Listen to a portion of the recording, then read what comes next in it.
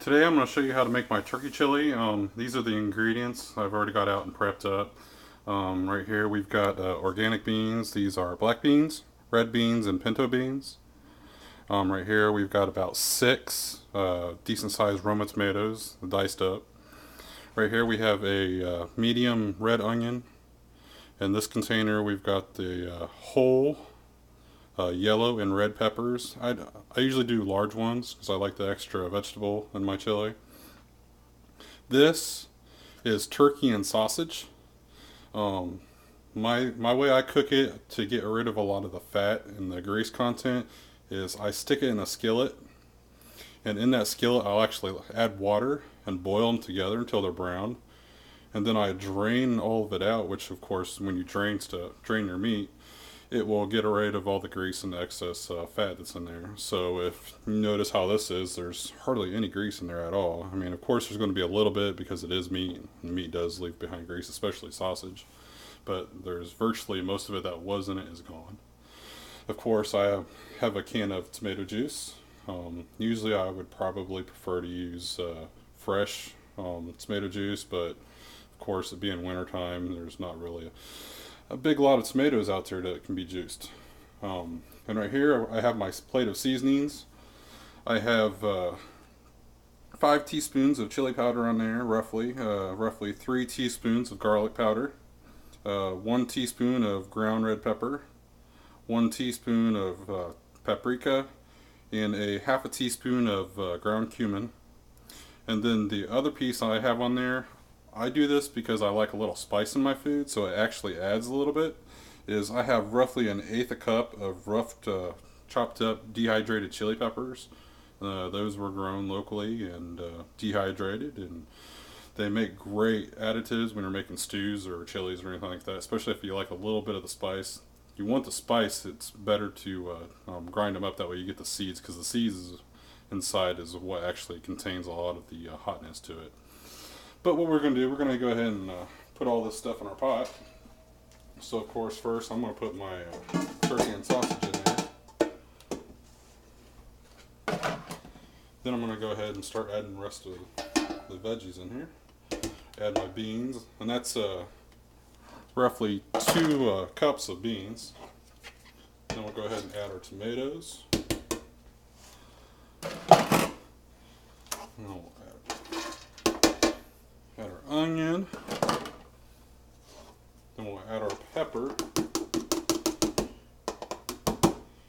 And the reason I add the dry ingredients, or I should say the larger ingredients like this, is because if you put your juice in there first, which of course it takes a little time to learn that, but you put your juice in there first and you start putting your large ingredients in, you'll have the tendency of splashing the juice out. So this just saves yourself a big old mess. And now I'll put my juice in.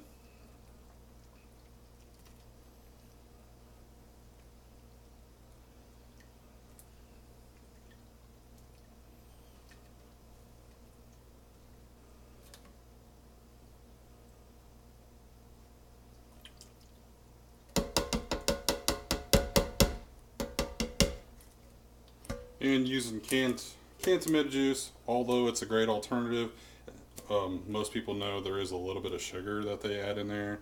So if you're on a diet where you're trying to limit your sugar intake, it's always best to read the ingredients on the cans to do that.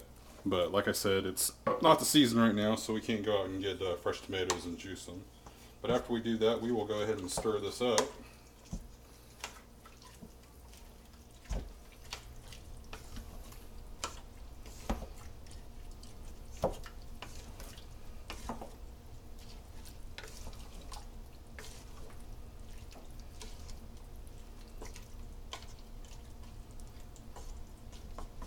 And we've got the, if you can see that, it's already got nice, great color to it. And I know a lot of people, when you think of chili, you just think of a big old pail of reddish brown type of a stew.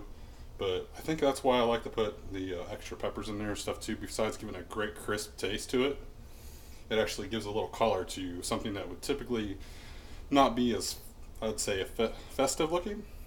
So now I'll go ahead and add all my seasonings in.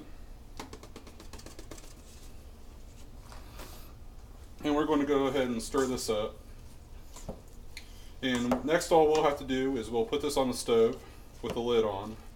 And I know a lot of people, they're rushing to do stuff, but I like to actually slow cook mine. You could actually put this in a slow cooker and prep it the night before, get it out, put it in your slow cooker, or it's already in the pot, but put it on the slow cooker stand and let it cook all day and slow cook that way, which would make it really good. Or if you're doing it on a stovetop, I prefer to turn the setting down on about a quarter, between low and medium, and I'll usually cook mine at least 2 or 3 hours. That way I make sure everything is nicely cooked through, but then all the flavors blend together.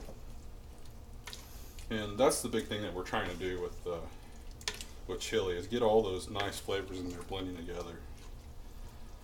So I've got that pretty well mixed up. So I'm going to put that on the stove. Cook that. I'll usually cook mine on, like I said, about a quarter for about 2.5 hours. And that will pretty much put it about lunchtime. I could take it off and eat it up. So thanks for watching this. If you liked it and you want to see more, don't forget to like and favorite. I'd appreciate that, or at least some comments, some feedback. You know, this is my first video, so bear with me now. But thank you all for watching, and you have yourself a great day. Thank you.